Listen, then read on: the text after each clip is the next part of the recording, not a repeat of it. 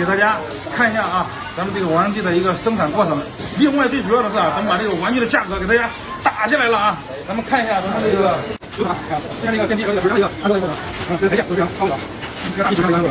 这都是细网，非常好的细网，还有不是很好的很好的，这边是底下一个，这边是一个还是一个上去啊，最后这边啊这个台阶，这边投资，最后这边来检测啊，这边是测试，每台机器都要测试很多遍，测试完以后啊，还要那个打包啊，每台机器都要测试。